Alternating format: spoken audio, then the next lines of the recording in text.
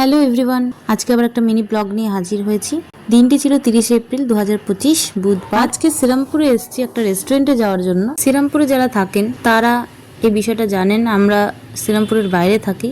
আর যারা যারা শ্রীরামপুরের বাইরে থাকে তাদের জন্যই এই ভিডিওটা আরো বিশেষ করে করা। তো লোকেশনটা বলে দিই, শ্রীরামপুর স্টেশনে নেমে সোজা মার্কেটে ঢুকে ডান দিকের রাস্তাতেই এই হ্যাংলা রেস্টুরেন্ট। হ্যাঁ, নামটা একটু ইউনিক, হ্যাংলা।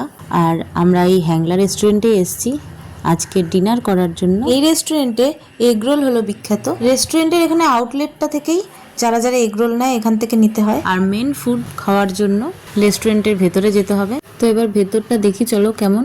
প্রথমে ঢুকেই সিঁড়ি দিয়ে নেমে যেতে হবে, কয়েকটা সিঁড়ি। রেস্টুরেন্টে ইন করে আমরা আমাদের টেবিলটা দেখে নিচ্ছিলাম কোনটাতে বসবো। ছোটখাটোর মধ্যে রেস্টুরেন্টটা খুবই সুন্দর ছিল। আমরা বাড়ি থেকে কিছু ঠিক করে আসিনি যে কি ডিনার করব, তাই মেনু কার্ড দেখে ভাবছিলাম যে কি খাওয়া যায়। আর তোমরা দেখো কি সুন্দর রেস্টুরেন্টের অ্যাম্বিয়েন্সটা। আগেকার দিনে যে লণ্ঠন হতো ঠিক সেই রকম স্টাইলেরই প্রত্যেকটা টেবিলে লাইট দেওয়া রয়েছে, বেশ সুন্দর লাগছিল তাই জন্য ভেতরটা। আর আমার বান্ধবী আবার মেনু কার্ড দেখে নিচ্ছিল কি খাওয়া যায়। ওর ছেলে হাই করছিল। আর খাবার যে অর্ডার দিয়েছিলাম সেটা চলে এসেছিল। পেট ভরে সবাই মিলে সেদিনকে ডিনার করেছিলাম। রিভিউ এর কথা বলতে গেলে যথেষ্ট টেস্টি ছিল।